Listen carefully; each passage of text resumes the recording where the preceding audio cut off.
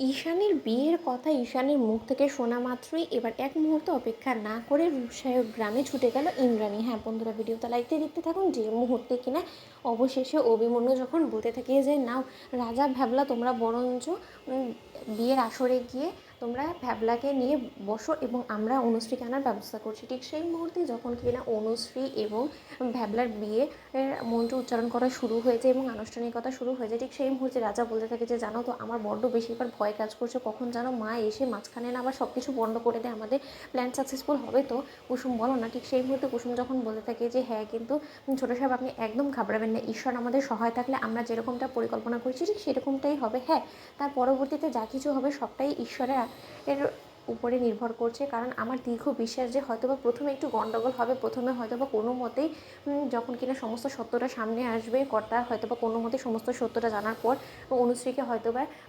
ভ্যাবলার কাছে তুলে দিতে রাজি হবে না, কিন্তু তারপর মুহূর্তে আমার দীর্ঘ বিশ্বাস যে ঠিকই ওদের বিয়ে সম্পন্ন হয়ে যাওয়া মাত্রই ওরা দেবীমা এবং কর্তার মন জয় করে আবারও নতুন জীবনে পা রাখবে, এবং সেটা আমার দীর্ঘ বিশ্বাস। আপনি দেখবেন আমাদের বিশ্বাস একদম ভঙ্গ করবে না ঈশ্বর। অন্যদিকে যখন কিনা অনুশ্রী এবং ঈশানের বিয়ের আনুষ্ঠানিকতা শুরু হয়ে যাওয়া মাত্র যখন কিনা মালা বদল থেকে শুরু করে সাত পাক ঘোরা শুভ দৃষ্টি থেকে সমস্ত কিছু সম্পন্ন হয়ে যায়, ঠিক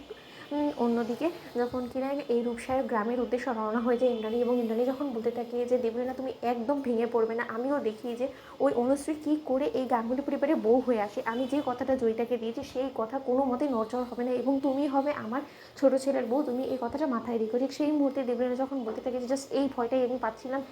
রসনটা যে কী করে না, এই ঘটনাটা আমাকে কেন বলেনি রসন, সেটি তো আমার মাথায় ঢুকছে না, একটা ওয়ার্কপ্লেস ছেলে কোথাকার, এর জন্য ওর উপর আমার অন্ধ ভরসা করাটা একদম ঠিক হয়নি। অন্যদিকে যখন কিনা দেবলীনা বলতে থাকে আন্টি যদি একবার ঈশানের অনুশ্রীর সঙ্গে বিয়ে হয়ে যায় তাহলে কী হবে বলো তো, ঈশান একবারও ভাবলো না যে ও রীতিমতো আমার মন থেকে শুরু করে আমার বিশ্বাস ভঙ্গ করছে, ঈশানের এত বড় আসপর্দা হয় কী করে। আন্টি আমি ড্যাম শিওর এই সমস্ত কিছু ওই কুসুমের ইন্ধনেই হচ্ছে, তুমি দেখে নিও। ঠিক সেই মুহূর্তে ইন্দ্রাণী যখন বলতে থাকে যে শুধুমাত্র কুসুমকে কেন বলছো, আমি তো এতটুকু বিশ্বাস করে ফেলেছি, এখন মেনেও নিয়েছি যে এই সমস্ত কিছুর পেছনে অবশ্যই আয়ুষের হাত আছে, আয়ুষ সমস্তটা জেনে ঈশানকে এত বড় সাহস জুগিয়েছে, এর জন্য আয়ুষ এত বড় একটা সিদ্ধান্ত আমার বিরুদ্ধে গিয়ে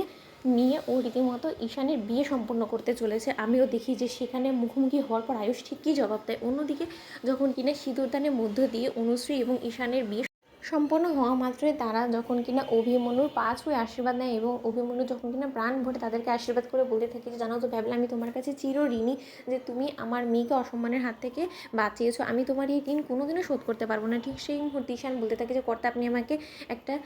কথা দিন যে পরিস্থিতি যতটাই হোক ঘোলাটে হয়ে যাক না কেন আপনি অনুশ্রীকে আমার কাছ থেকে কেড়ে নেবেন না। তো বন্ধুরা লাইক এবং শেয়ার করে সাবস্ক্রাইব করুন।